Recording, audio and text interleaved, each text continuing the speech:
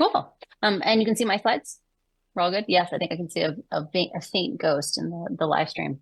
I wish I was there in person with you guys. American Thanksgiving is tomorrow. And while I believe it is the second class Thanksgiving, because you guys have far better produce during your Thanksgiving, it is unfortunately a conflict that keeps me from getting to join you at your gathering. Um, we have a really important topic to talk about, which is the role of social media in kids and policy, and like, what are we going to do about an incredibly urgent problem? My name is Frances Haugen. So I am most famously known as, quote, the Facebook whistleblower. Though there have been other big whistleblowers even since I came forward in 2021. But a big part of why I think I had a slightly different impact was that when I came forward with the Facebook files, I brought forward a great deal of information that dealt with how the guts of these systems worked. I hadn't worked just at Facebook for a couple of years. I'd worked at Google working on search quality for a decade. I'd worked on the algorithms that pick out what content you see on Pinterest. I founded the computer vision team at Yelp. I had a depth of knowledge where I was able to bring out the information we needed as a public to make better decisions regarding how we should govern these systems. Since then, I primarily focused on transparency. We need to have information to actually govern national security, because people underestimate the impacts on the safety of our society overall of these systems. And, maybe a little more positively, how do we actually build better systems? We can have nice, high quality social media that we feel good about. We just have to have the ability to demand it.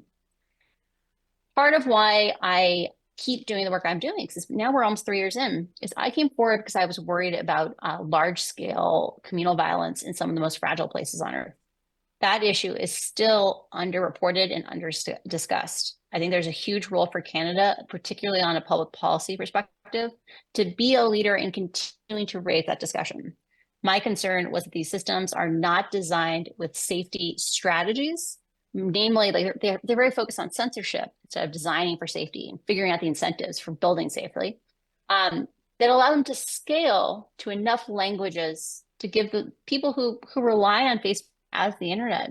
And there's 3 billion people who use Facebook's products in the last month. Like, a lot of those people speak languages that have no safety systems today. I came forward because that issue was my big one, and it still is underrepresented today. But the issue that has probably had the most inertia, and to be honest, I've spent the most time on in the last, say, year or 18 months, because it is right on the verge of catalyzing into past public policy on big changes on these systems, is the safety of kids. So the Surgeon General, a little over a year ago, maybe 18 months ago, came out and said, we need a warning label on social platforms. 44 US states have sued Facebook, saying this is a lot like the tobacco situation or the opiates lawsuit, where these companies knew they were hurting people and they lied to the public and said things were safe. These are the kinds of factors that are starting to really move the conversation forward. So what are we going to talk about today? We're talking about what have we learned from these platforms, why social media is actually very different than some of the other issues we've had where we were concerned about the safety of kids. I want to lay out the idea that you can want more, that more is possible, and give a call to action about why we need to act now. And then lastly, because it seems like often we forget that social media is still urgent as the AI threat looms, there are also AI-related issues specifically targeting kids that we have to talk about, because we have huge policy deficits when it comes to that as well. So let's step into a quick, why has this happened? Like, why there seems to be more gnashing of teeth about social media than we ever saw about things like cable TV, broadcast television. And one of the reasons for that is the world has changed in a way that may not be obvious. We are moving from what is known as a tangible economy to what is known as an intangible economy. So what is tangible versus intangible?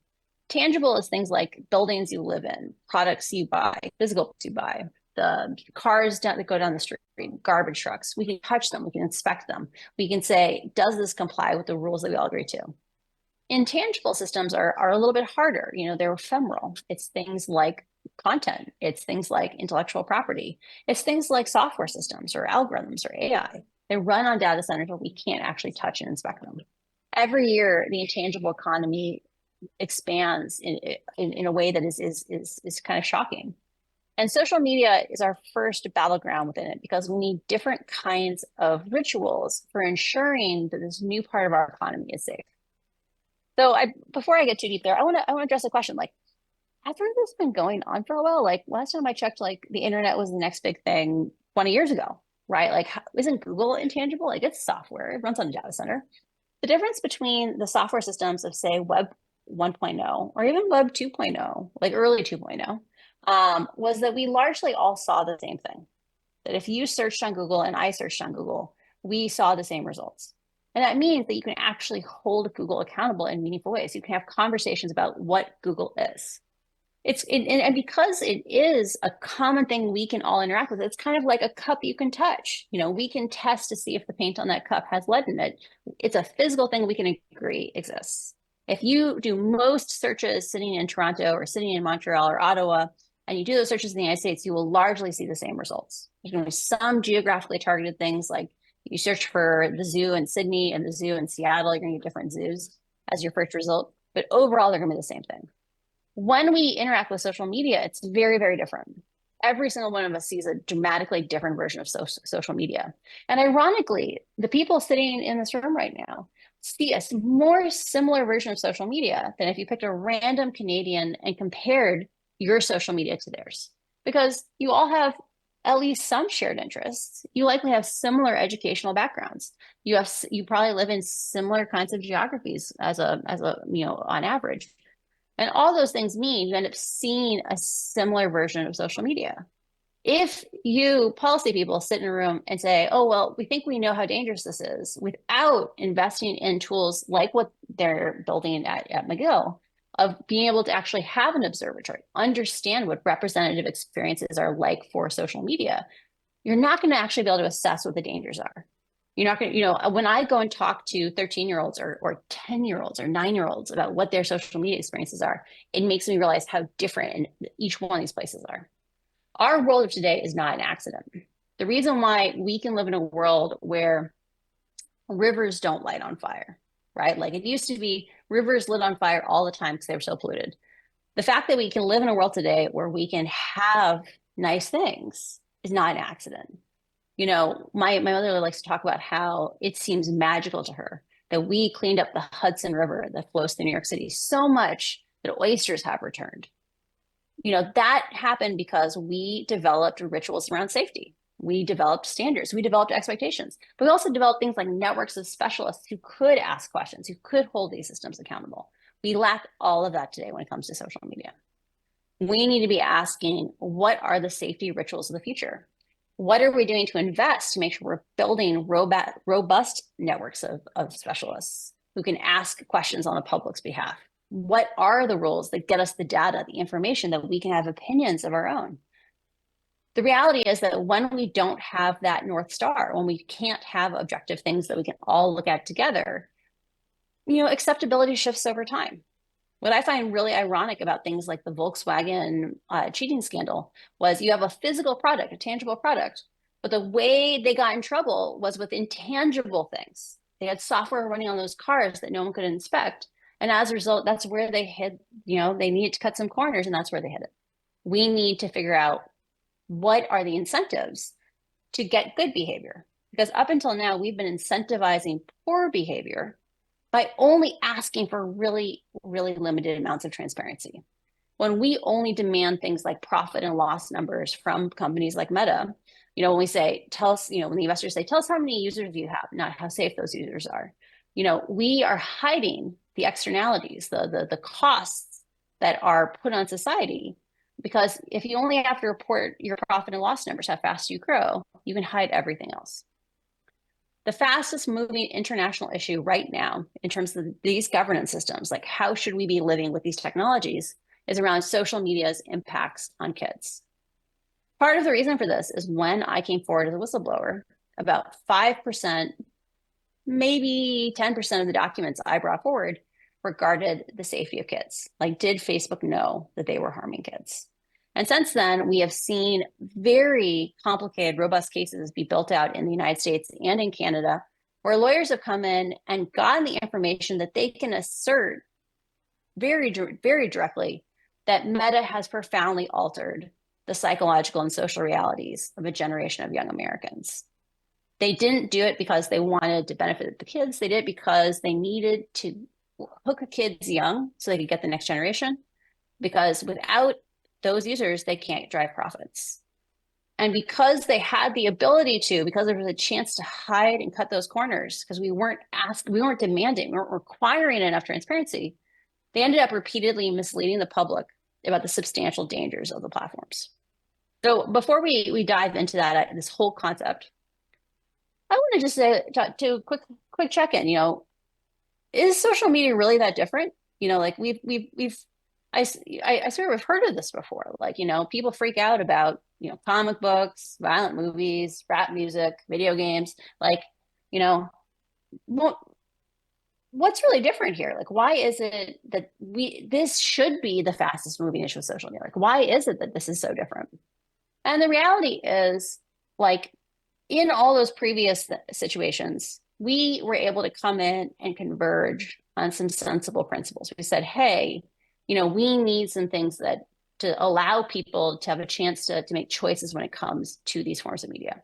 So the first was you needed to, they acknowledged that videotapes were different than TV. You could have more violent content because people didn't accidentally stumble on videotapes. They chose videotapes versus broadcast television.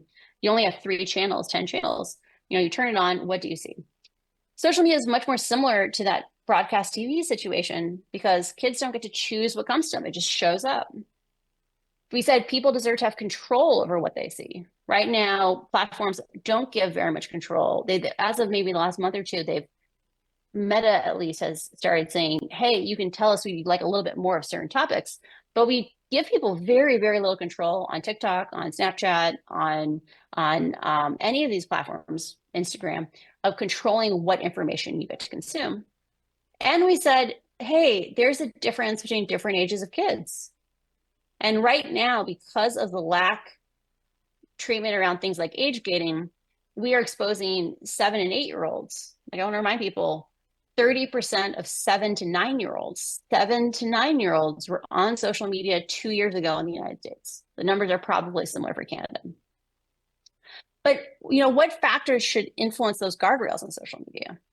So the first thing to remember, and this is different than some of those other forms of media, so say comic books, say video games, say dangerous movies, is these are advertising funded platforms where the more you consume these forms of media, the more money you make for the platforms.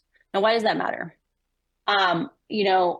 When kids go and buy a comic book, those comic books don't get to choose what the next comic book is your kid consumes. The comic book comes out maybe once a month. There's not an incentive to see, can we get that kid for hours and hours a day? When it comes to social media has, we've seen this in the data I brought out of Facebook. They ran multiple experiments in multiple contexts. Because these algorithms don't have an understanding of the significance of what they're showing people, they show progressively more extreme content because it ends up luring people in more. It's not just about violence. It's about eating disorders. It's about things that make kids more socially isolated. The more that you can push kids down a path, the more stimulating it is and the more they consume. And that path isn't one that kids choose. Just by clicking on individual pieces of content, they get pushed down that path. We're asking kids to become socialized in spaces that reward extreme behavior. So, if you were hanging out in a high school 20 years ago and your only way to socialize with other people was to hang out with your friends at school, that pushed kids towards coming to some kind of median equilibrium, right? Because if you want access to be able to socialize with others, you have to be able to behave in public spaces. When you move into places like social media, if the thing that kids don't see all the content that's produced, they see the content that is distributed to them. And that content on average is more extreme than the average piece of content produced because it gets more clicks, it gets more views, it gets more comments. So we're pushing kids towards the edges. And traditional media was largely self-correcting. Like if it started making you depressed, you consumed less of it. You start reading depressing comic books, you still have to go to the store and buy more comic books. You have to go to the library and get more books. it was largely self-correcting. Social media pulls kids in because it is a self-soothing mechanism. Kids end up staying up very late at night, doom scrolling. I mean, I do that too, right? But I'm a mature 40-year-old. I'm not an 11-year-old. Self-soothing is a loop where you get more exhausted and the self-soothing becomes even more appealing. And the thing that I think doesn't get enough conversations is comic books didn't ask children to become superheroes to be acceptable. One of the things that has been really life-changing for me is getting to go into middle schools. Like the first middle school that I got to go to was in Ottawa. And I got to sit down with a bunch of 12-year-olds, like 12 and 13-year-olds, and just ask them about their lives online. And one of the things that I think is really important for policymakers is you should also go and have direct conversations with kids. One of the things that is different about how Canada has approached public policy than I think any other major country that has gone down this path is you guys actually ran a citizens assembly with 18-year-olds to get their opinion on social media.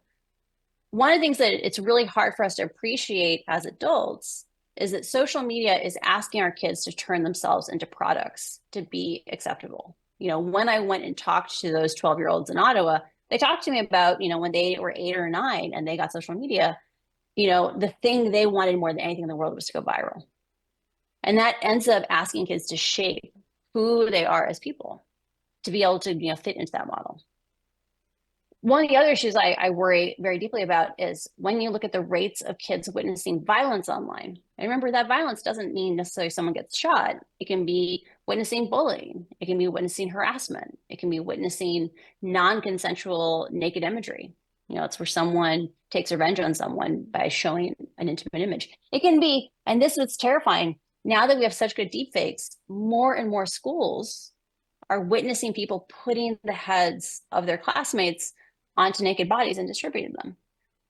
We are asking kids when they grow up on these online spaces, because a non-representative set of content gets distributed, they are more likely to witness violence to and by their peers than they would if they were in person. And the more they witness it, the more they end up it gets normalized because they lack cultural touch points on beyond the scope of that online life. They don't watch sitcoms anymore. Like TV's dying. You don't have the touch points to say what you're seeing online, this life you're having online is unacceptable. We need to talk about, and this is like a place that should be shaping public policy in Canada and internationally, is that the affluent are removing their kids from social media. More and more articles are being published on how boarding schools are going smartphone and social media free. We're seeing in Silicon Valley, we've been for 5 or 10 years, some of the most hoity-toity posh high schools, you can go into them and ask kids like, what's their, if you can see their Instagram, their profile, and they'll look and go, we're an in-person community, right? The people who understand how these technologies work are putting their kids in spaces where they get to hang out in person. They get to socialize in person, which is more expensive. We as a society need to make sure to invest that all kids get a chance to have digital-free childhoods if that's what they want. And I think this is one of the most important things for policymakers to understand. Social media companies aren't living with the costs of these mistakes. Until Jeff Horowitz asked me some questions about how were kids being impacted, I want to be honest. I had worked on social media platforms at Google, like Google Plus and at Pinterest and at Facebook, and I had basically never thought about the impact on kids, right? And I'm someone who cares a lot about what are the externalities on these systems. And that's because in Silicon Valley, people don't generally have kids until their 30s. And, you don't put your 3-year-old on social media. And a lot of the people who founded these systems, they started when they were 19. When you look at how old Mark Zuckerberg, who's the CEO of Facebook, Meta, and Adam Mosseri, head of Instagram, how old their kids are, their eldest children are both 8. They're not living with any of the costs of these systems. So it's really easy for them to be blind to what's happening. And that delay is going to cost kids hugely. But we can build a new path forward together. Expectations are genuinely changing. When all that information came out through the kids' lawsuits, when the information came out from my whistleblowing, when the information came out from the other big Facebook whistleblower, Arturo Bejar, it changed how people thought about like what should be happening with kids. And the fact that we are beginning to actually say we need more, we demand more is a big difference than even 5 years ago. In the last couple of months, Meta announced that it was going to roll out substantially more safety tools. They're going to make kids' accounts more private and restrictive. They're going to give a little bit more control. But I want to flag what they're not talking about, because I think it's actually indicative of what's coming in the near future. They announced they were going to turn off notifications late at night, so between 10 and 7 a.m. But they didn't say they were going to turn notifications off during the school day. And even one of the documents I brought forward said, they knew that sending notifications during the school day stressed kids out. They're going to let kids indicate what kind of content they want more of, but they're not going to give kids the right to exclusively see content that they selected, or they're not going to give kids the right to reset their algorithms. I think one of the most important digital rights that every person should have online is the right to reset their algorithms, right? You shouldn't have to choose between all your memories, all your friends, and an algorithm that thinks you're depressed and wants to give you more depressed content. And they said they reduced the amount of problematic content showed, but they didn't actually release any data that those systems were effective or they were actually succeeding. And lastly, they made accounts private for kids under the age of 16, because we know that's how predators often access kids. But they didn't release any data on how often kids said they were being contacted by these people. I think a big part about why they pushed in this direction was just a couple of weeks ago, I think 3 weeks ago, Australia announced they were going to ban social media for under 16s. Facebook made all those announcements maybe 5 weeks ago, 6 weeks ago, 3 weeks ago. So Australia came out and said, no more social media for under 16-year-olds. And I am actually not a prohibitionist. Like, it might sound like that from everything I've said today. I think I'm a prohibitionist of how social media acts today. Like, I don't feel like the social platforms have actually said, we have a duty to work with governments, to work with parents, to work with nonprofit groups. And until they come out and say that's what the relationship should be, maybe the right move is to ban it for under 16s. But the question I want to ask is, where is Canada in this whole conversation? Right? Canada has, like I said, they're the only country in the world that actually involved kids in their process, held a citizen assembly for them. There's a big opportunity for Canada to come in and say, we demand better, we need better. Maybe we even need a ban for 4 years, 5 years, until the platforms can come back and say, here's how we're going to do it better. But what I think Canada will do a better job of recognizing the autonomy and voices of younger people. One of the last things I'm going to talk about before I go, because I think I may be running over, is one of the things that has kept us from saying kids deserve more is people saying, well, can we even find the kids? Like, all kids can lie about their age online. Adults lie about their age online. The reality is social media is a substantially easier system to age gate than gambling or pornography. So why is that? Social media platforms have way more data on their users than gambling or pornography sites do, because people interact with them more. They reveal more about themselves. I heard a joke relatively recently where someone said, the social media platforms know you like green shoes. They also know you're 35 years old. They also know you're probably 11 years old. The reality right now is they don't train those systems to find the underage kids, because if you don't put in place government regulation that says everyone has to do this, when companies do it unilaterally, they put themselves at a severe disadvantage. I don't think Meta would have locked down their under 16-year-old accounts unless they were worried they were going to be forced to. And remember, there is a major lawsuit targeting Meta that is maybe months away from going to trial. There's reasons why they might do those things. I'll give you an example of why it's so much easier. You can put in place, we'll call them loose sieves, things that let through a lot of kids, 20% of kids, by just looking at kids' faces. Right now, we can get 97% of the kids under the age of 16 with technology from a year or two ago when the US government assessed this, at the expense of accidentally labeling maybe 2% of 16 to 21-year-olds as being too young. If you turn those dials a little bit and say, hey, we're going to miss a bunch of under 16-year-olds, but we're not going to infringe on as many 16 to 21-year-olds. You can then let those kids interact with the platform and watch them, and 2 weeks later find all the rest of them. We give up so much data on these systems. We can find the kids.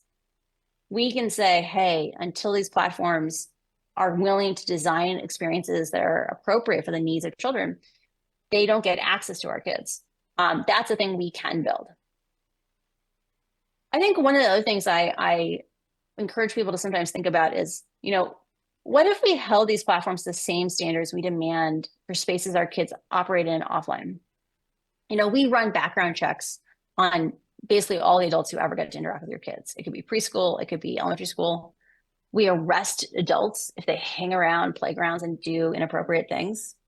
Right now, those same adults are sending lewd photos to 12-year-old girls, but we don't do that. We don't demand similar levels of accountability online. And we leave children alone with social media for hours and hours a day. I think the count in the United States is for teenagers, it's something like 3.5 hours a day of social media. It gets a little bit higher every year. I should probably find the most recent numbers.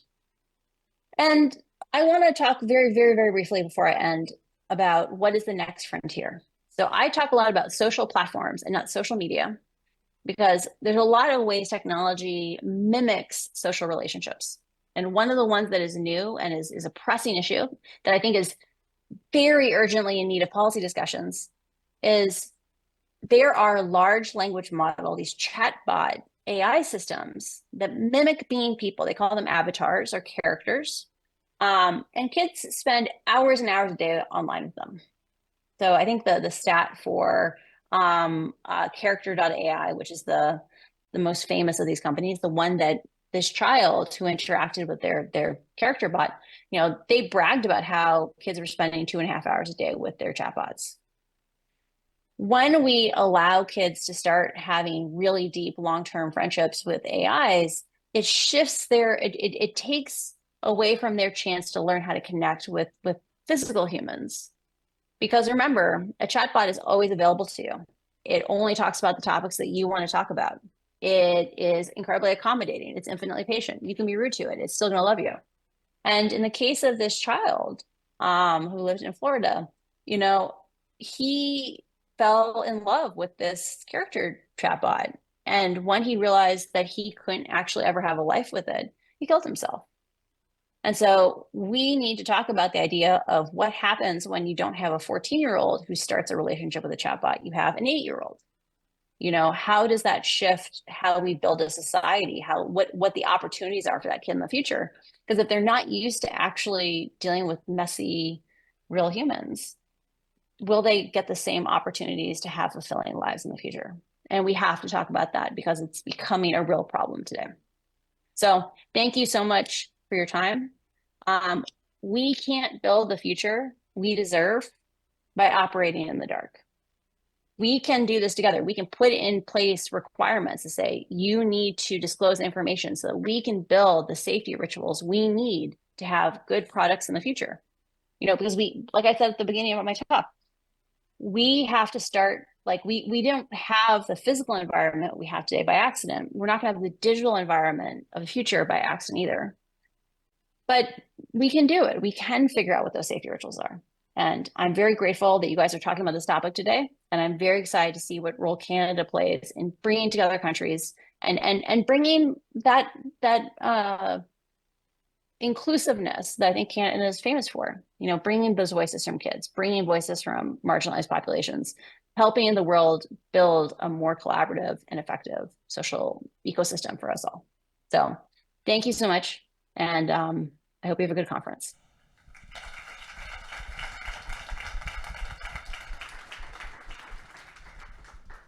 Thank you, Frances. I think that was a brilliant keynote, and I think it really cements so many of the themes that we discussed today.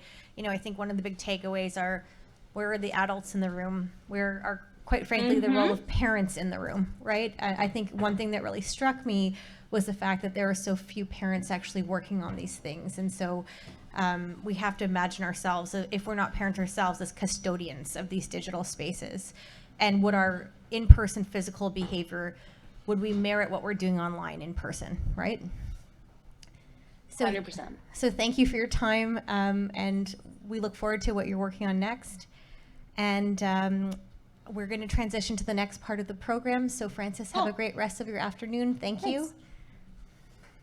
One more round of applause. There you go. Okay, so now it's time for our next panel, which is called Shaping Our Shared Digital Future, Canadian Interventions in Global Internet Governance. Please join me in welcoming Aaron Shull, Charles Noir, Sarah Wyld, Natalie Campbell, and Aaron Yunwezu to the stage. Thank you.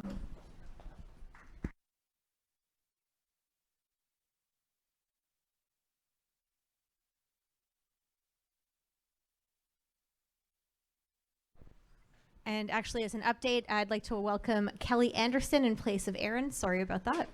Thank you. Good. Thanks, everybody. It's really nice to be with you. My name's Aaron Shull. I'm the Managing Director and General Counsel of a place called CIGI. So it's the Center for International Governance Innovation. And what's that? It's a think tank. We do public policy research that sits at the intersection of emerging technology and governance issues. And to say the topic of our conversation today sits at that nexus would probably be the understatement of this conversation. But let me also tell you this. I do a lot of these panels. I do a lot of public speaking. And the thing that I don't love about panels is I'm always wondering what's the point, what's the actionable, what's the takeaway. And so if we're doing our job correctly, I will tell you what our objective is. Our objective is for you to know how you can better engage in the process of Canadian leadership as it relates to internet governance. And here we're talking a little bit more about governance of the internet. Francis just did a good job of talking about governance on the internet, kind of at the content layer. What are people seeing? We're going to talk a little bit about that, but we're also going to talk about how the actual internet itself is governed. And just to set the context for this, and I want to turn to Charles in a moment to talk us through like what's actually happening in the internet governance ecosystem, where are the bits and pieces, like what is WSIS plus 20, like just kind of to set the stage for us so we all know what we're talking about. But let me say this. When we talk about technology, we tend to talk about it as though it's happening in isolation, right? That there's technology over here and politics over there. They are deeply, deeply intertwined in this case. And let me tell you what I mean by that. Right now is the most politically tribal time that I've seen in my life, where we've now got this bizarre situation where people will disagree with good ideas. Right? There's an incentive to disagree with a good idea if it comes from the other side. And so you could stand up on this stage and announce that you'd found the cure for cancer, and if you're on the wrong political part of the wrong political party, the other side will disagree with you. Right? So that's happening. That is in our political ecosystem right now. The second is that this is deeply integrated. It's horizontal, but we have government departments that function through a process of ministerial accountability. And the third trend line that I think is going to drive part of this conversation is just the speed at which this is all happening. Like if you would have told me 36 months ago that I would have a magic computer in my pocket, that if I just told it a couple of words, it could write a story, do computer code, come up with new forms of art, I would have thought you were lying. I would have thought, that's great. There's no way. And you click forward and here we are. And so those trend lines, I think, are how we're going to situate this conversation. But let me stop there and turn to Charles. And I also don't do the bio thing. They're up there. Everyone is up on the stage for a reason. They're legit experts. Their bios are available on the website, but I don't want to go through it because it would take me, if I listed the accomplishments of this group, it would take the entirety of our time together because they're so distinguished. So Charles, tell us what we need to know about what's actually happened in the world, and then we can think about how we're going to engage with it. Wow, what's happening in the world? A fair bit. In terms of internet governance, there's also a fair bit going on. And when we're talking about it in this conversation, I think we're really talking about within the context of two dialogues that are happening within the context of the United Nations. That's where I'm coming at it from CIRA's point of view in terms of policy and our advocacy work. So just recently in New York, something called the Global Digital Compact was passed by the General Assembly. There was a process 8 months prior to develop that text, which finally got through. It went through multiple revisions. And that was a really important piece of text to be involved in from a multi-stakeholder perspective, largely because it's through the UN that today we're here experiencing the Canadian IGF.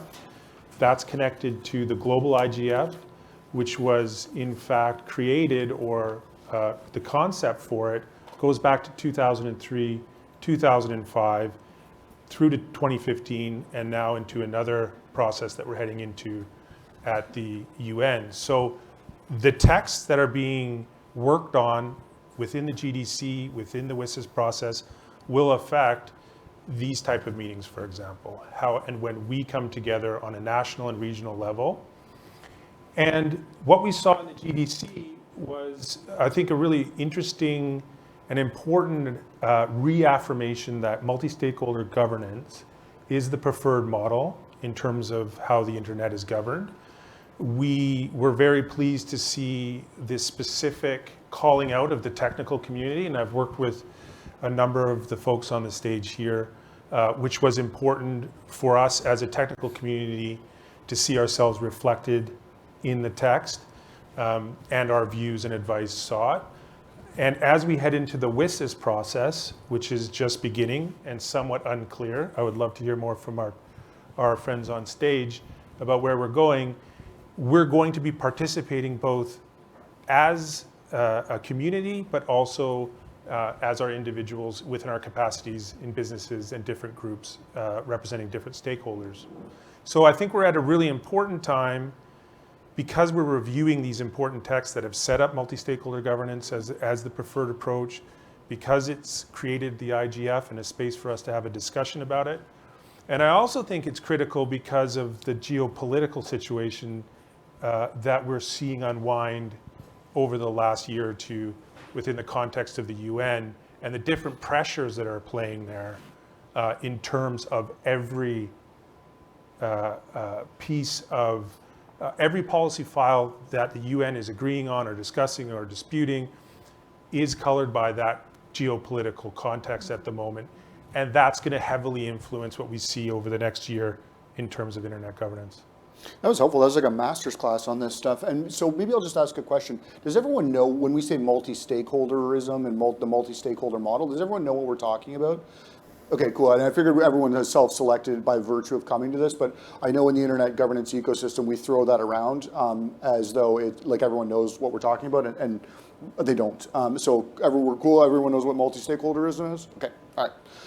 Why do we care? What's the benefit then? So if we're going to be engaging in this process, we all know what multi-stakeholderism is. What's the benefit, and what are the threats to this model? Because to Charles's point, there's geopolitics, and not everyone believes in the multi-stakeholder model. To say that there's strong states pushing for a different vision would be probably the understatement of our time together. So maybe, Sarah, if I could ask you kind of more pointedly, like, what are the benefits of this multi-stakeholder governance model? Why should people in this room care about it? Yeah, thank you. So I'm not sure that everybody in this room could easily define what multi-stakeholderism is. So we'll start there really briefly. And we did hear about it in our keynote this morning. In a multilateral system, we have governments coming together, talking to each other about what should happen, and then making rules that everybody has to follow. Only governments have that conversation. Multi-stakeholderism, on the other hand, brings together representatives from all different aspects of our society or our culture or our internet, right? So the multi-stakeholder community, the ICANN model of multi-stakeholderism, which is what I'm very familiar with, includes members from actual internet users, the technical community who run the infrastructure, the businesses that participate in the industry, and governments, academia, security community. It brings together all of these different groups or representatives from those different groups to have a conversation together about how we should govern the internet that we all use, and how can we each bring our areas of expertise, which are different but valuable, to that conversation to help us come to decisions that are really grounded in data and in fact, and in how people use the internet and should be able to do so with that safety and security, right? So that's what I understand the multi-stakeholder model to be, is this really unique and beautiful system where different people from different areas can come together to make a decision together, instead of having it imposed in a top-down manner. And that's what I would say is the real benefit and beauty of that system. Yeah, you know what, and I see your point, and I raised you one. Has everyone heard of the new IP protocol that was being advanced at the ITU? Okay, I'll just a brief aside for a moment. China was advancing something called the new IP protocol. Sounds harmless, right? Great. You know, ones and zeros zinging around the internet. They were engineering the state right into the center of the internet, right into the DNA of it. I've got this one graph from Huawei. A picture says 1,000 words, where the architecture is all built around the state in the middle. So for the purposes of social control, surveillance, like this model would make surveillance capitalism look like the good old days, right? And so that's what we're talking about. There is a different ethos about the way that the internet should work, with the state-centric model on one side and multi-stakeholderism on the other side. So then let me ask this then, because part of it, multi-stakeholders, is not all stakeholders have the same level of resources, and civil society is a key player if we're doing it right. That civil society is a key player in this. And so I wanted to ask a question about how are they, I mean, I think I know the answer. Is civil society appropriately resourced for engaging in this area? What do they need to be a real partner so that the multi-stakeholderism model kind of flourishes? And Natalie, I want to ask you that question because you've got an interesting vantage point from your day job, but as I've read your bio, I understand that you were also instrumental in setting up this forum too, so you've seen it. So can you walk us through what civil society needs in order to be able to engage in this area? Sure, so I'll just clarify the predecessor to this forum. It was called the Canadian Internet Forum when I was involved. But yes, I just want to pick up on one of the points about the importance of multi-stakeholder governance processes, right? It's not just important for how we approach governing the internet, it's actually part of the internet's DNA.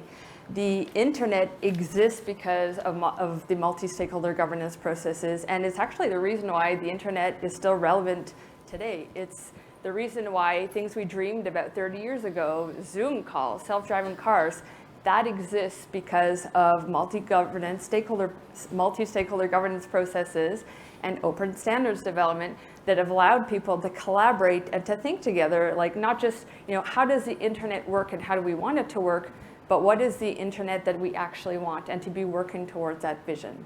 That said, multi-stakeholder governance is aspirational. We want it to be as inclusive as possible, and there's a lot of organizations working for it to be as inclusive as possible. CIRA is one of them. CIRA's been doing a great job of gathering lots of technical input into things like the GDC process. ISOC as well, we're trying to get a lot of our membership community input into these processes because we know it's not everyone who has the privilege to not only know how to get involved, but actually know that these exist in the first place. So I think it's really important that, I think everyone in this room can play a part in promoting not just participation in these processes, but even knowing they exist in the first place and thinking about not just who's not at the table, but how do we make people aware of the table to begin with, and perhaps consider restructuring that table.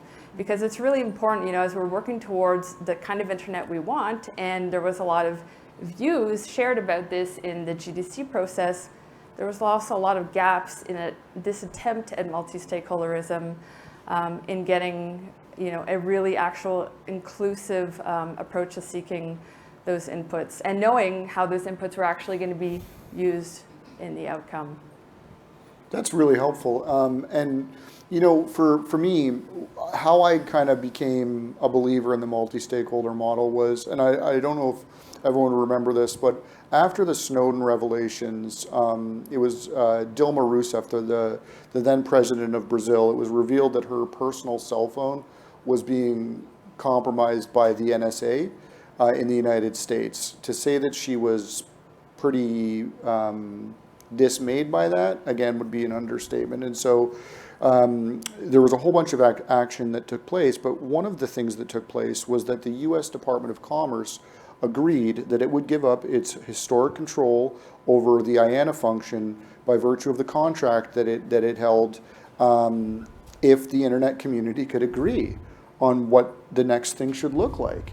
And I thought, there's no way that's going to happen, because it's like, it's all these stakeholders. It's literally like multi-stakeholder, with so many stakeholders, so many disparate views, so many different voices, and they were able to come together and figure it out. And I thought, holy, that's really something. You know, I actually thought, maybe I'm a bit cynical, I thought that this was a judo flip. I thought the US government said that, thinking that there was absolutely no way on earth that the community could deliver. And sure enough, so maybe I'm going to ask everybody the same question, but Kelly, I want to start with you. So we're talking about WSIS Plus 20. We're talking about the multi-stakeholder model and how it works there and in other fora. Are there any tune-ups that are required, or is there anything that we should be thinking about differently to help engage, you know, as you kind of go into these various fora? Like, and to Kelly's credit, she just got off a plane. Like, she was in London yesterday, and so actually here for a real trooper. I mean, that's just. But you're in these fora, you're talking to states, you're negotiating this type of stuff. Are there changes that are required to this model? Is it working? What are you thinking about? I think it's working, but it's under threat. Mm-hmm. And I think that would be the key part. You know, Charles mentioned, you know, that the GDC reinforces the multi-stakeholder process. That was really hard fought. Mm-hmm. And we faced a lot of pressure from those states that want a more state control to weaken the language on multi-stakeholder model. And I think we've heard from the panelists how it works, and that multi-stakeholderism is essential to make the internet work, to allow it to be flexible. States alone do not know what they're doing about, or what they're doing. I do not understand ones and zeros. I don't claim to understand ones and zeros. I need other people to help me. I also need the people who understand the social impacts to help me. Unfortunately, not all states see it that way. And some of them are simply, they want control. But I think there's a lot of states in what we call the middle ground, developing states, emerging states, that it's not that they don't understand the role of stakeholders and understand stakeholders. What they're not seeing is necessarily the value for them and the value for their stakeholders. You know, they see the Microsofts and the Metas, and they're scared that somehow American companies are going to control everything on their internet. And they think, well, the way for me to control that is to have the state in charge. So I think one thing is, like, for the stakeholders need to also be multilateral. In the GDC, we saw multilateralism defined almost in competition to multi-stakeholder. Mm-hmm. That's not true. But we need also for the stakeholders to be reaching out to bring in the voices of the stakeholders that may not be able to get the voice in as easily, those that are in the developing world, so that they're also having impact not only for themselves, but also an impact on their governments, which then helps us when we're trying to counter that smaller group that just simply want to be in charge of everything. Yeah, that's really helpful. And I mean, I sense a real genuineness, right? Like a lot of the times people, I'm not saying that your department does this, but some government departments do consultation, literally just for the sake of consultation. It's like a box ticking exercise. They can say they did a consultation, awesome. And they don't really care about the answer. It's performative. And I've seen the multi-stakeholderism model be performative too. So in Net Mondial, everyone got 2 minutes at the microphone. Like there was this big, huge room. Dilma Rousseff had called the world to Brazil. We all showed up. Everyone gets their 2 minutes at the microphone. So you walk up, you say your 2 minute thing to this panel of eminent internet governance folks, and it's all good, right? Multi-stakeholderism. The only problem with that is that the outcome document was being negotiated upstairs by a bunch of lawyers. Mm-hmm. And the reason I know is because I was in that room, and we had no idea what people were saying at the microphone, and no one cared. Right? It was literally just performative. And so what I'm hearing Kelly say is that's not the case here. This is legit. This is for real. You actually want the help. And so, Sarah, let me ask the same question to you. When we're thinking about any tune-ups that need to be made virtue of the threat level, virtue of the technological change, virtue of the fact that we're hearing that this is not performative stakeholderism, this is for realsies, what are you thinking about in terms of what we need to be doing? Sure. So in terms of just threats or difficulties, I think we've covered external threats. The other thing I think about a lot as I work through multi-stakeholder policy development processes is internal threats. And what are the, right, I said this earlier today, the problem is people, right? So what are the people doing that doesn't help advance the work? What are people doing that doesn't show that the multi-stakeholder model can achieve results that benefit everybody? Because that's what it needs to be able to do. And unfortunately, one thing we see sometimes is that people don't like the outcomes because they didn't get their way. And that's what happens sometimes in a consensus model, is not everybody is happy, right? True compromise is everybody is unhappy. So in a consensus model, sometimes people don't like the outcome, and then they don't support the outcome. So they might act in ways that are obstructionist. They might try to circumvent it by going to the ICANN board instead of accepting the results. They might try to go to local government and say, hey, you should actually take over because I don't like what's happening here. And so those are all things that we do need to address within the ICANN community, in the multi-stakeholder community, in order for the work that's happening here to sort of tie back to what's happening externally in the UN, like with the GDC. It all has to work together, and it doesn't work if the people don't want it to. Natalie, I want to ask you the same question. So what are your, reflecting on what you've heard your colleagues say already, where do you come out on this? In terms of improving the multi-stakeholder model, like so because, you know, we're at this critical point in time. We're hearing our colleagues in government say that they're keen for help, and we're also saying, I think, that the sea ahead is looking pretty rough in terms of the geopolitics of this. So do you think that the current way that we're doing it is adequate? And if the answer to that's no, what changes could be made to make it better? Well, I guess there's two parts to my question. Is one that, you know, if we want people to have a say, they need to know that there's an opportunity to have a say. And so there's a lot, I think, that we can do within our respective organizations and as people who have an understanding of how the internet works. There's a lot that we can do to outreach even within our own communities and help bring in more perspectives. But there's also a lot we can do with existing platforms. So for example, you know, the GDC implementation is kicking off in 2025. The Internet Governance Forum is an existing platform that can be, you know, that we can make use of to help track some of that progress, to help coordinate maybe efforts towards that process. There's a lot already in place that we can do, you know, to work towards some of those shared goals and to avoid duplication. But I also come back to the point that people need to know that that exists in the first place, and how can we not just, you know, get more people to that table, but make people aware that it exists in the first place. I think there's a role that everyone can play in, both, you know, within our own careers and our day jobs, but also just as people who care about the internet. This is a foundation for society, and we can't take it for granted. But, you know, at the same time, everyone should be able to have a say in the kind of internet we all want. Yeah, and it's because it's super, super important, right? So, and I was talking to somebody who was writing the briefing book for the Prime Minister, and I was like, are you putting the ITU in there? And they're like, no. I'm going to put technical standard development in the briefing book to the PM. I'm like, no, you have to. Like, this stuff is super important. And because people just tend to think about it as like, oh, it's technical, and therefore, you know, it's anything but. It's so deeply geopolitical and so deeply contested. And so your point is a good one. Like, part of the magic of the multi-stakeholder model is the ethos, right? People commit to it by virtue of beneficence. They want to do good in the world, and so getting that message out there, I think, is important. Charles, I'm going to come to you with the same question, only I'm going to tilt it a little bit different. So imagine we're at WSIS plus 20. I've now given you a magic wand, and you get to make any changes you wish to the multi-stakeholder model. What are you going to do? It's been a while since I've had a wand. Look, so the thing about the multi-stakeholder model for me, and some of what's been triggered by the discussion we're having, look, some of the hard work's been done in terms of it being recognized, in terms of what you're talking about. The UN is saying we recognize this as the best path forward. Stakeholders have to organize, right?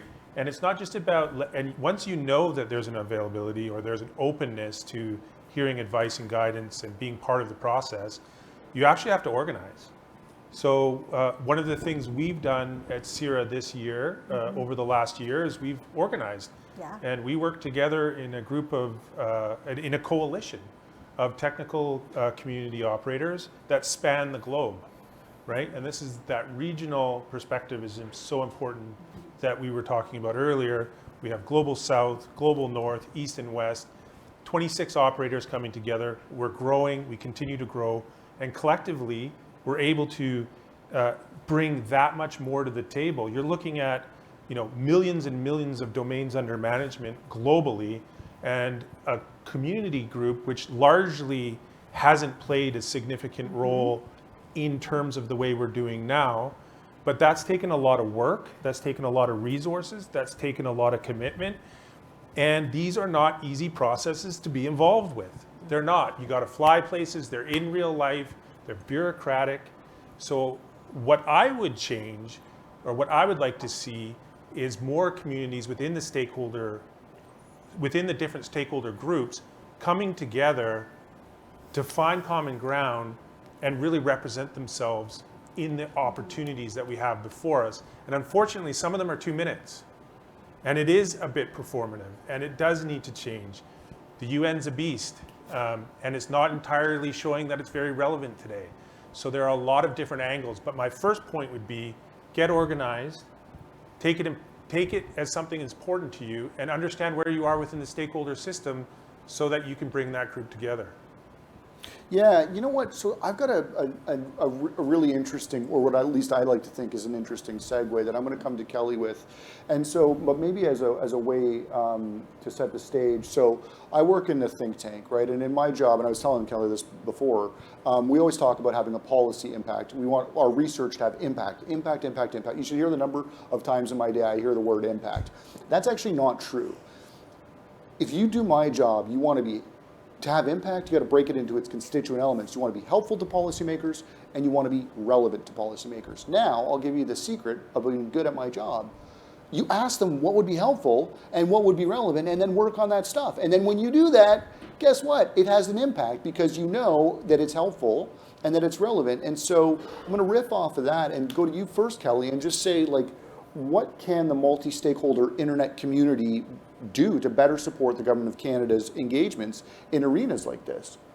Like what for you would be, you got a room full of experts sitting here, everyone's loving the internet governance stuff, they want to help out. What would be helpful to you and what would be relevant to you? I think first of all, tell us what you do want. Tell us what you need. You are the technical experts. Where are there weaknesses? Where are there strengths that we should be building up further? Where do you see people sneaking in, like your reference on the ITU? Mm-hmm. We may not be seeing all of this, so let us know when there are risks that we might not be seeing. As I mentioned before, engage yourselves. I think what Charles said is really important. It's not only for states to engage. We're the most bureaucratic and the most painful ones. So I think, engage, bring out those communities, have them understand what their interests are, and then take them to their governments. The final one, as much as I said, bring us what you want, manage expectations. Mm-hmm. Consensus is lowest common denominator. It is the best worst outcome. It is not going to be perfect. And I know there were points when we were negotiating the GDC where people were coming to us and saying, we're really worried because we heard from people this is going really badly and Canada's not doing what it's supposed to. And when we walked them through it, they were like, oh, okay, we get it. Like, we were fighting a rearguard battle on human rights. We were fighting a rearguard battle on multi-stakeholder model. We were fighting a rearguard model or battle on some of the interests that were being brought into state control on the AI space. And so we can't always be advancing all the really good stuff when we're trying to keep what we have. But that doesn't mean you shouldn't push us on what you need so that we know what we should be trying to get, even if we're not going to get all the way there.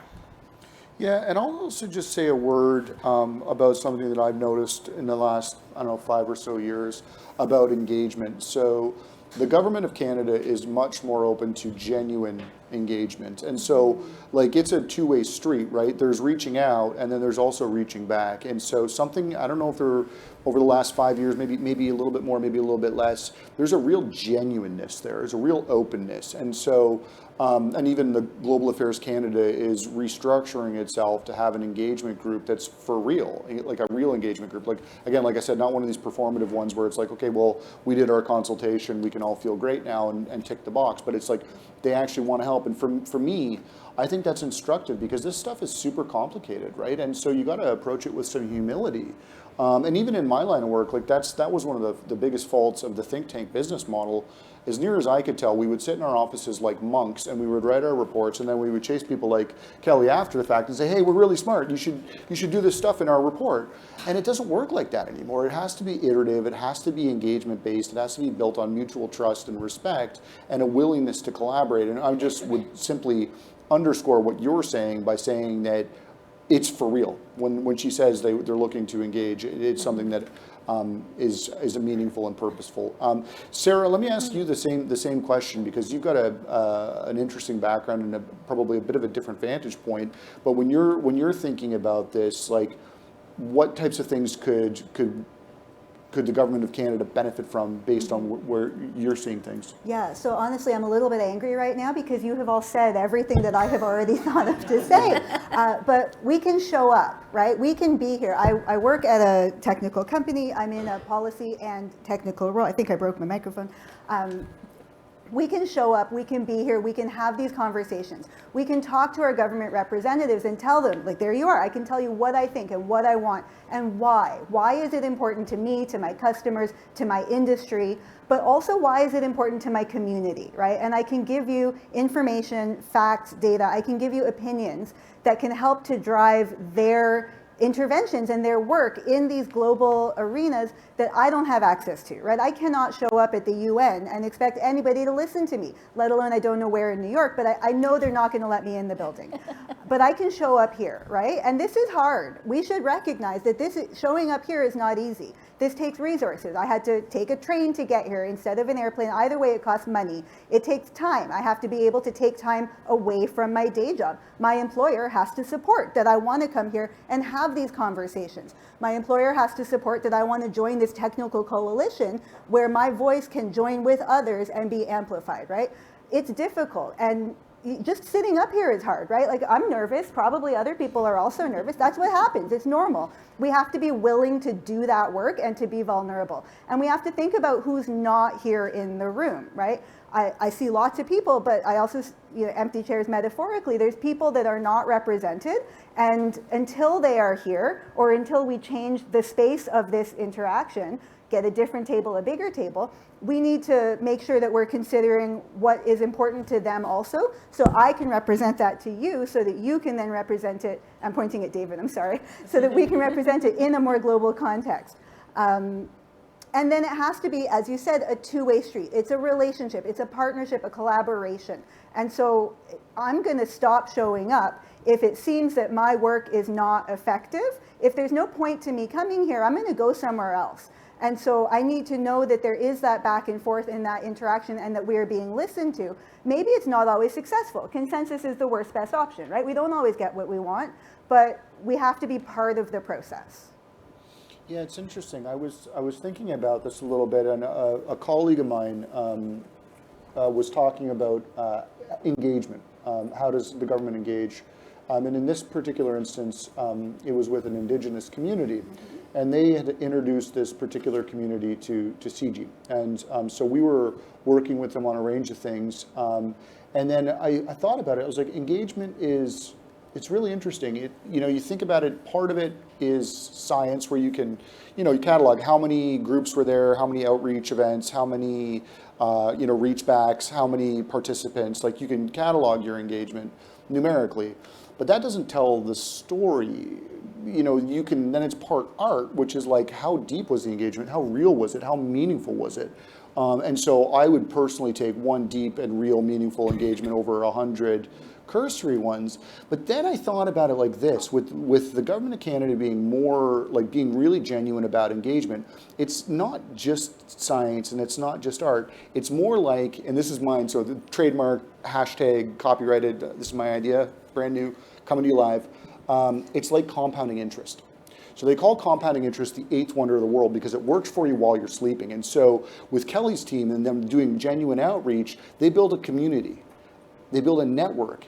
And then the network has network effects where then we're working together talking about things. And so if this is done properly, we can all be pursuing objectives to help our colleagues in Government of Canada while they're sleeping.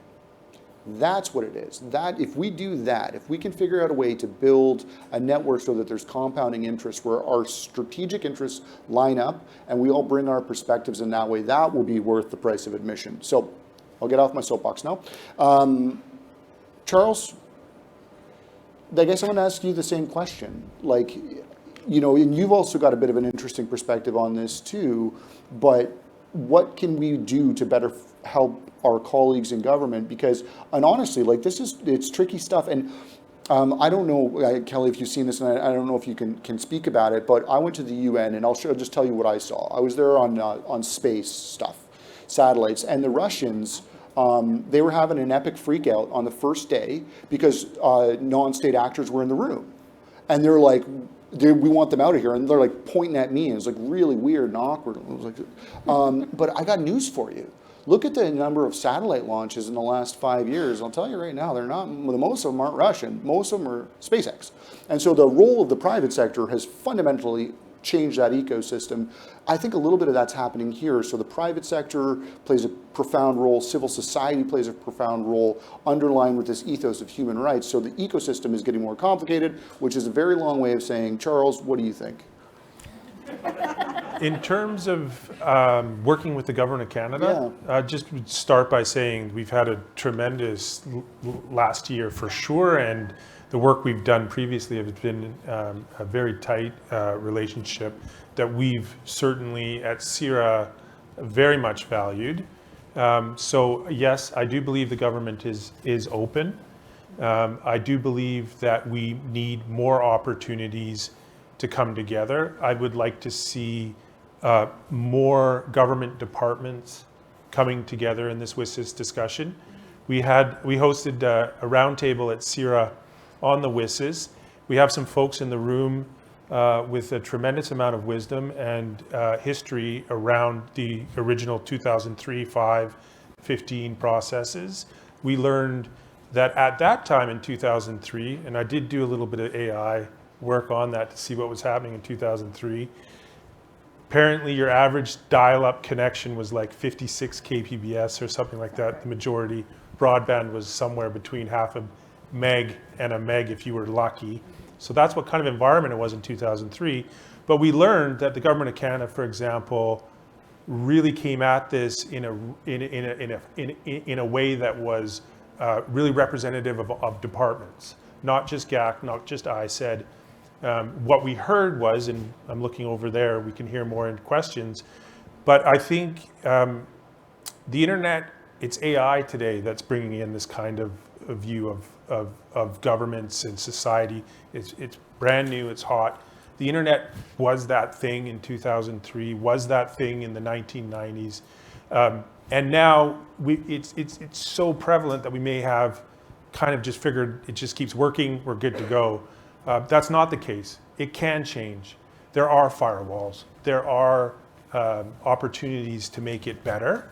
And we need to start thinking about collectively, how do we do that in a way that represents all of government in this work, not just global affairs and our economic departments?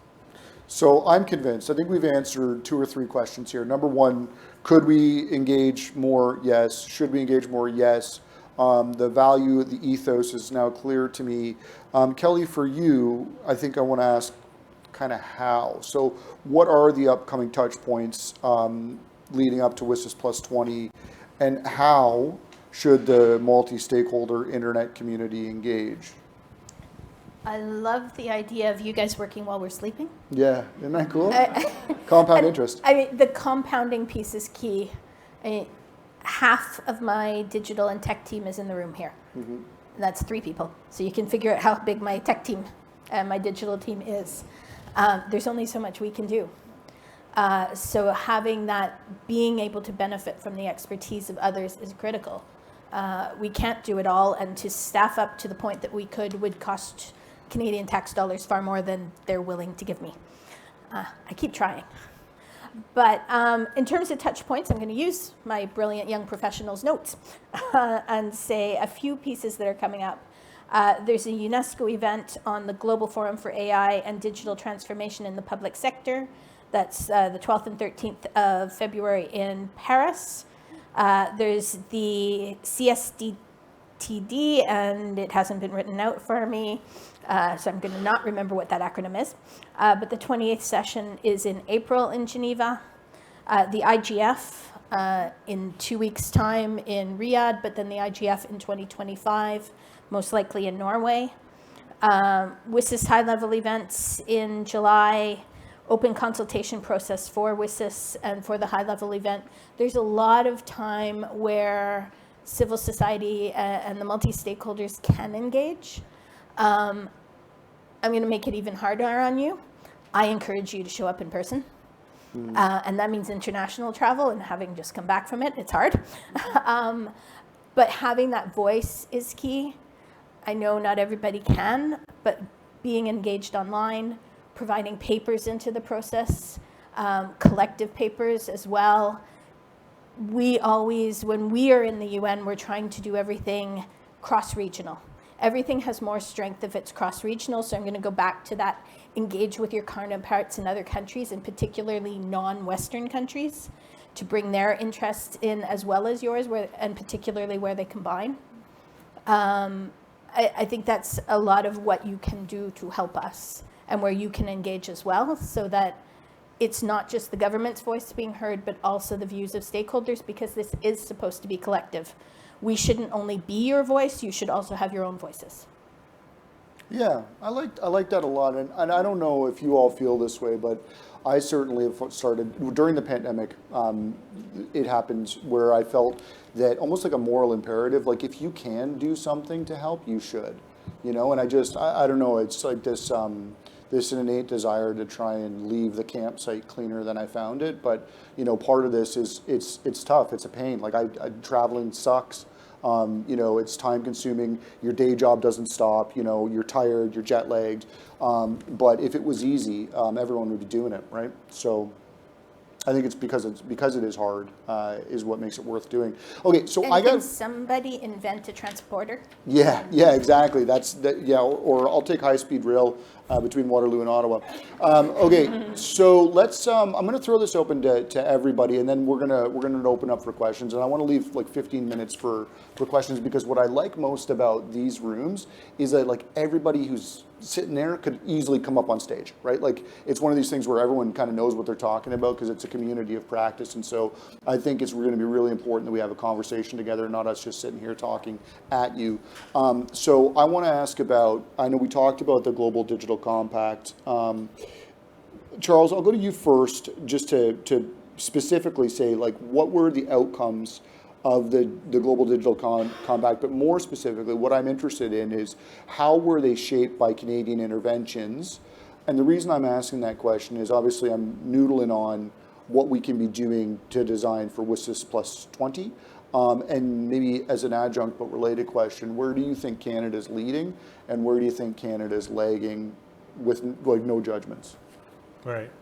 Thanks for the question. So one thing I would say to start us off is that the GDC and the WSIS are bigger than internet governance. They're huge. Like if we look at the outcomes of the GDC, it's about closing the digital divide. It's about improving connectivity and a number of issues, human rights, thorny issues. Internet governance was a chapter. And so the concrete pieces I mentioned earlier, for us as a technical community and the positions that we were taking, we intervened a number of times over 6 or 7 revisions. We worked with GAC and I said, we did see a few of the pieces that we wanted to see in the text. And we mainly saw, like I said, the acknowledgement that the technical community is separate and distinct from civil society, which was bundled earlier, and that's important because we come at it from different perspectives. Equally important, we saw a recommitment to the model, to the governance model, which I know was very hard fought. Seeing some of those earlier revisions, it was very clear that the G77 and some others were very intent on undermining that particular aspect. So we saw that recommitment.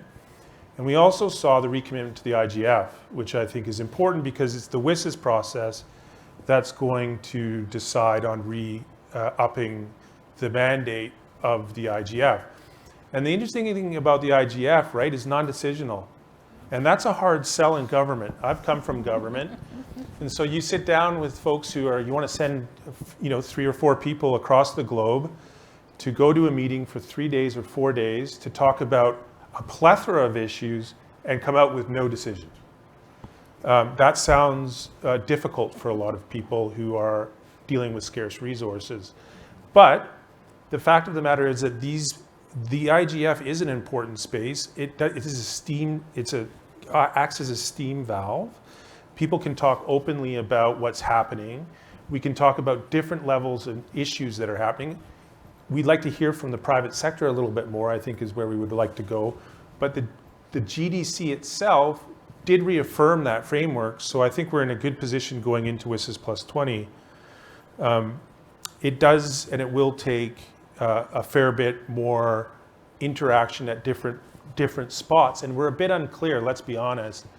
The co-facilitators haven't been appointed. We have some rumors recently amongst WhatsApp chat groups that could be in the works. But the process itself has been difficult in the GDC, partly because it hasn't been clear when and where we were going to make interventions. So you have to have the time to anticipate and think about where you want to place. I think Canada's done quite well. And I say Canada not as the brand Canada, I'll leave that to the government of Canada, but I think as Canadian technical operators, as Canadian multi-stakeholders and users, we are very involved, and we have certainly seen the reflection in the text to date that we've wanted to see. Yeah, just a quick note on the IGF. I remember having that exact conversation with my boss. It was in Bali for the purpose of this conversation. You need to know that. I'm like, sir, I'd like to go to Bali for the Internet Governance Forum. And I just remember my boss like pulling his glasses down, looking at me, being like, really? Yeah. I swear to God, it's for work. Okay, anyone else want to come in on that? Because I want to go to the audience for questions. But what's that? No Q&A. Q&A? We're good to Q&A. Let's have some questions, and you got questions, we got answers. Yes, please. Yeah, thanks for a great conversation. I'm one of those people who's been, looking at this particular area for a couple of years and trying to do what I was able to do with a small group that I work with, and then with people, here in Canada called Telecommunities Canada, and the work that I do at ICANN, which is also on the WSIS plus 20 file. Now, I'm a bit, technical community is getting its act together, and that is great. I would love to see it. I love that CIRA has really spearheaded it. You've got some great sources. The private sector is getting its act together. They've got some resources. There's quite a few people in this room, I think, that are probably from the civil society and end user community thinking, yeah, I want to be part of that, but I don't have any resources. And I don't have a place where I can actually intervene. Okay, the group I'm with, what we did, a couple of things we did was the GDC had a questionnaire out there, and anybody could answer the questionnaire, and it was sent to the GDC, and they would assumedly take all this stuff in in their deliberations. Same thing with WSIS plus 20. They had a big questionnaire. And you could, if you had a group of people, you could answer that questionnaire. and send that in. There's still one out with the ITU that you have to have done by the end of January. Now, where is the questionnaire that Canadians, or anything, where's any place that Canadians can go who don't have resources, who can actually participate? Because I don't see it. I really want to see it. We had it back in 2004, 5, when the Canadian government put together a session, a 2-day session of people who wanted to participate, and there was a statement that the Canadian government used. I don't see that happening. So help me here. I really want to do what you're saying, but as civil society and end user community, I don't think we have a place to get in. And we can't get to Paris or Norway either. Yeah, Charles, where's my survey? So I think this is probably something that we all have views on. We have folks from, I think, different stakeholder groups. I hear the concern loud and clear. I'm also aware on the flip side of the degree that civil society, big organizations with Nobel Prize winners, et cetera, play a role, for example, at the UN. They even have seats at the UN, which others don't. We don't, for example. I think that there's about civil society, there are these big groups, Association for Progressive Communication. I'm not calling them out, but I'm giving you an example, that have a tremendous amount of floor space, floor time, and they are making themselves present. The question about how Canadian civil society itself wants to organize is indeed a very valid point. From a technical, I'm coming out of the technical community. I work for a technical operator. Our priority at this point, my priority, is to ensure that that community has a strong presence, which we feel we're being able to offer for the first time. But I do understand the challenges that you've named. Sarah, that was your point too. Those are voices, by the way, that need to be in. I mean, this is like not on you, Charles, or anything. I mean, it's just a general question. It's not a valid multi-stakeholder consultation or discussion without the civil society and end user community. Obviously, I'm not talking about APC and all those things that exist on a larger level. But I'm talking about here in Canada. I think there's lots of people, who want to participate, but we just need some kind of mechanism. And Sarah, that was your point too, I think, as well, right? The communities that aren't here. Absolutely. I think maybe public funding for people to show up and have those conversations who otherwise can't get resources, that could be interesting. Just one other thought that in no way answers what you're looking for, but people might find interesting, in the topic of surveys about internet governance models. There was one done a couple years back from the Australian government that they have now published, where they looked at the landscape of different governance models for the internet and what is most effective and successful, and they landed on the multi-stakeholder model. So that's pretty exciting. You can read their report on their website. And then now there's a European Commission study that's open right now. They're asking for input on what is the best internet governance model. So if you just Google for, not Google, if you do a web search for internet governance EU Commission, you'll find that. Please. So I think that's a really good question. It's something that everyone should be asking, and it's something that we ask ourselves at the Internet Society too, because when we talk about, advocating for an open internet, it's not just about, we have to talk about lowering barriers to access, and it's not just about, getting people access to the internet in the first place, but it's how can people have a say in the internet governance processes and the important conversations about the future of the internet. I think it's not just one, entity's role to get input, right? It's a collaborative effort. And I think I really admire the openness of the Canadian government to seek that kind of input. At the same time, with full respect, I think that there's a responsibility to do a little bit more outreach. It's aspirational, right? We can always do better in terms of gaining input, and we should always be thinking about how can we meet people where they are, whether it's through a survey or going to, some of the Indigenous communities or, across Canada, building relationships, establishing trust, and getting input on questions that, you know, may seem complex and ones and zeros at times, but at the heart of it, they're not hard questions to answer. And there's a lot of valuable input out there. But, you know, multi-stakeholderism is not easy. It takes time, it takes intent, and we have to be willing to put the work in. Thank you for that. So we've got 6 minutes and 43, 42, 41 seconds. So I'm going to collect maybe 2 or 3 questions from the audience. This is an old moderator trick, just so you know what I'm doing. And then I'm going to go to the panel, and then the advantage is they get to answer whatever one they want. And then we'll work our way back. Okay. And so let's grab this gentleman's question. We got a question there. Who else? And over here. So those will be our. We'll see. They got to be quick. Yeah. I have to be quick? Yeah, we're in the lightning round here. Or the lightning round. Okay, so if looking back, I had a front row seat on standardization back when the internet was being developed, and it's not hard to come to the conclusion that companies were trying to find a competitive advantage by having their standard adopted, right? So let's put that aside. I've heard a number of times the notion of consensus is the best, worst option.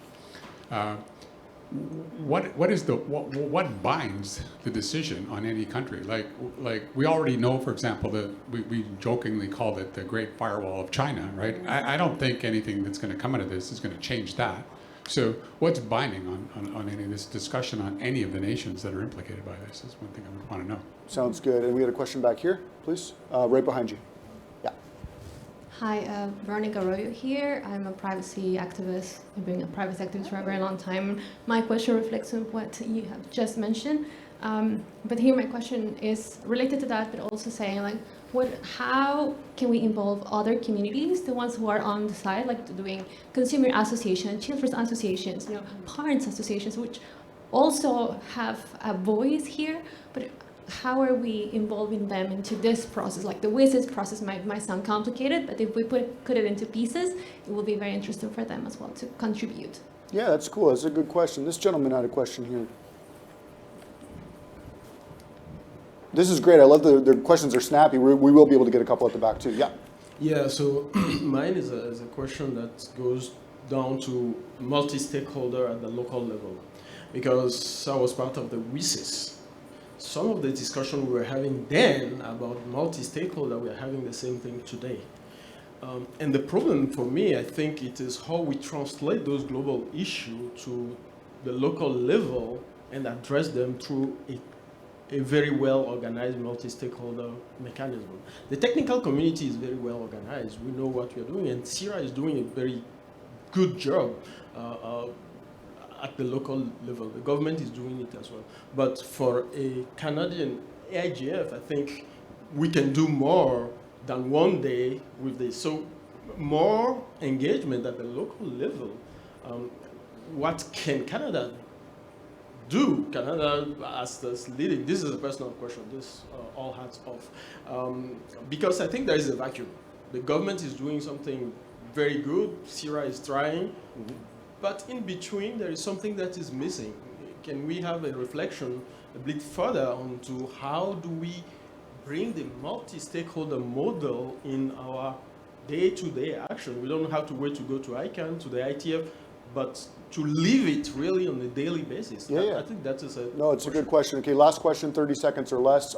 At the back, Dana, please. Or sorry, I was pointing at this guy too. Okay, both you guys. Yeah, go ahead. Should I talk? Yeah. Okay.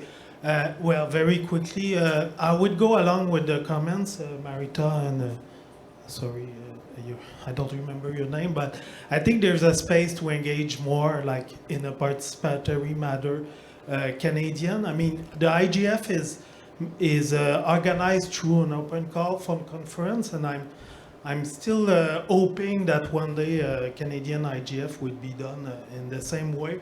There are many communities, let's say in Quebec, organizations that are talking about the digital and stuff like that. They are not, they don't know that it exists. Indigenous people also, they are doing great job. It would be nice, let's say there would be an open call. Some people we can engage in a multi-stakeholder. And another thing is, like, I'm a professor at Université de Montréal. I teach at the master level. Nobody heard about IGF, IETF. There's a way, like, why am I only the one professor in communication studies addressing this issue in one class in a master thesis? why is this? Okay, there is a need to mobilize a bit more Canadian about this, and maybe at a more participatory way. Yeah, so, and sorry, Dana, we're out of time. I got to go to the panel here to close this off. So you've all heard all the questions, and I'm going to add one more. And so, Sarah, I want to go to you first.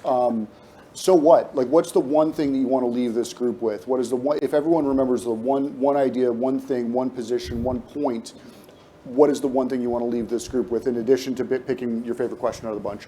Sure, so same answer for both. And coming to your question of like what requires governments to do this, we all have to agree as a society that this is what we want. We have to decide what kind of internet we want to build and move towards that. We have to, I like what you said about making sure that people's voices are heard. Not that we speak for them, but we let them speak for themselves. A government needs to support the interactions, the interventions of its people in the different areas where we can all work on these questions. And they have to agree that this is the best way to do things. So that's the benefit that could come out of WITSES Plus 20 is affirmation that the multi-stakeholder model is the best way we've found so far. And I think that that would bring different governments to supporting, or at least not the opposite of supporting, that model.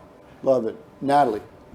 So my ADHD got me lost after question number one, but I did pick up on one question here was, how do we make these conversations more inclusive, and how do we get people involved who don't even know they exist? Yeah. I come back to, there's always things that each of us could do in our respective organizations to be thinking of ways to be more inclusive, but there's also an opportunity to make use of existing multi-stakeholder platforms. This is a space to have really great local conversations about local issues. How can we make these, how can we enrich these and have them more inclusive conversations? There's so many ways that we can tackle this, but I think it takes an intentional effort, and I'm confident that we can do better. We just have to be willing to put the work in. Love the can-do attitude. Kelly. Okay, I'm going to go to the what binds countries. International law. That too. Hopefully. Not all of them necessarily follow it. I don't think so. I think the bigger one is expectation. So we build an expectation of what states should do if they are responsible states. We build an expectation of what both helps a state and helps a society. And I think that's key of what does it. And this is where I'm calling on you also to engage with your counterparts is, you guys influence me. I have to be responsive to what Canadians want. Other governments should have to be responsive and mostly try to be responsive to what their citizens want. So if they're hearing from their industry, if they're hearing from their civil society, it helps build that up. And if they're seeing the benefit of it, it's taking it out of digital governance into cyber really quickly. We're trying to build a future mechanism for cyber engagement at the UN. Canada's been advancing on stakeholders, and hearing the number of states, and states you wouldn't necessarily expect to be saying, yeah, we need to hear from stakeholders, we want stakeholders in the process. And then one rather large country saying no. But it's growing. Similar to 10 years ago, Canada would be alone saying gender matters in the UN, women matter in the UN. Now it's every region where this is being said, and then a few little laggards saying no. So it's building that expectation, and it's not easy and it's slow. My one thing is, keep helping us prove that multi-stakeholderism matters. Nice. Charles, over the last 60 minutes, would you say we fixed the internet for good or what? Absolutely. I would leave everybody with a sense of there are opportunities. They may not be very clear. Come and talk to us. Those of us here that have been talking on this panel, that can be a start. We're looking to stakeholders across the spectrum to organize and mobilize. And if you can do that within your community, that's going to be the beginning. And if you don't know where to do that, come talk to us. And in a moment, I'm going to ask you to join me in thanking our panelists. But before doing so, I just wanted to say a quick word about the organizers of this event. So I organize lots and lots of these things. So making it look easy is incredibly hard. And so this is what the highest degree of professional excellence looks like when it comes to organizing an event. I walked in this morning, my script was sitting there printed for me. Like, not even I can screw this up at this point. So we did prep calls, like it was all so well organized. So Georgia, highest degree of professional excellence, Josh, Byron. So CIRA is a gem in the community. And so please join me in thanking both the organizers and this distinguished panel.